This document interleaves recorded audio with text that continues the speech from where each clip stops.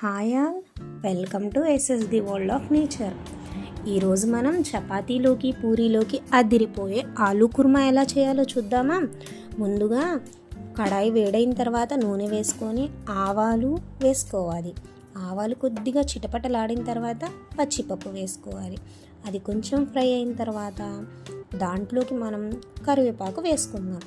కరివేపాకు వేసుకున్న తర్వాత అది చిటపటలాడుతుంది కదా, దాని తర్వాత పచ్చిమిర్చి ముక్కలు, సన్నగా నిలువుగా కట్ చేసి పెట్టుకున్న ఉల్లిపాయ ముక్కలు వేసుకోవాలి. వేసుకొని కొంచెం కలుపుకోవాలి.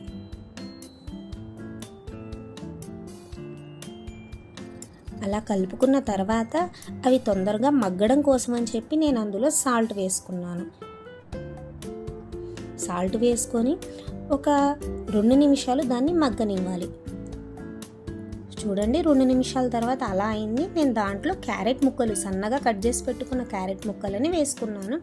కొద్దిగా పసుపు వేసుకొని అది కూడా కొంచెం సేపు మగ్గనివ్వాలి.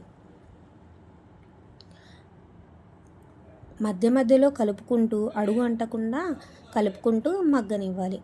ఒకసారి చూడండి, ఇలా అయిపోయింది కదా. దాంట్లో ముందుగా ఉడకబెట్టి పెట్టుకున్న ఆలు ముక్కల్ని యాడ్ చేసుకోవాలి.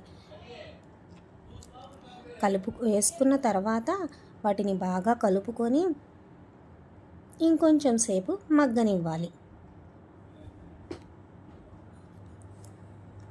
మనం ఉప్పు పసుపు వేసుకున్నాం కదా, అవి ఆలూకి పట్టేలా మగ్గనివ్వాలి. ఆ తర్వాత ఇక్కడ చూడండి, నేను ఒక బౌల్లో శనగపిండి తీసుకున్నాను. దాంట్లో వాటర్ వేసి మిక్స్ చేసుకొని ఆ లిక్విడ్ని ఈ ఆలూ కర్రీ మిక్చర్లో యాడ్ చేసుకోవాలి.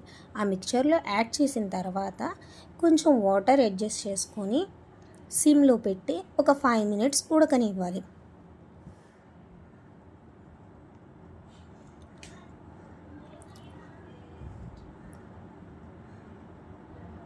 5 మినిట్స్ తర్వాత మూత తీసి చూడొస్తే ఇలా అయింది నా కర్రీ. దాన్ని కొద్దిగా కలుపుకొని బాగా చూడడానికి ఎంత బాగా ఉందో. దాన్ని సర్వింగ్ బౌల్లోకి తీసుకున్నాను.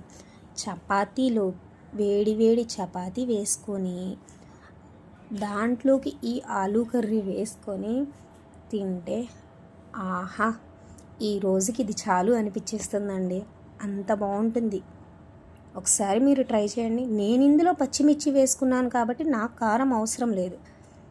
పిల్లలైనా పెద్దలైనా హ్యాపీగా ఎంజాయ్ చేస్తూ తింటారండి. అంత రుచిగా ఉంటుంది ఈ ఆలూ కర్రీ. మీరు ఒకసారి ఇంట్లో ట్రై చేసి ఎలా ఉందో చెప్పండి. Thank you. సబ్స్క్రైబ్ చేసుకోండి.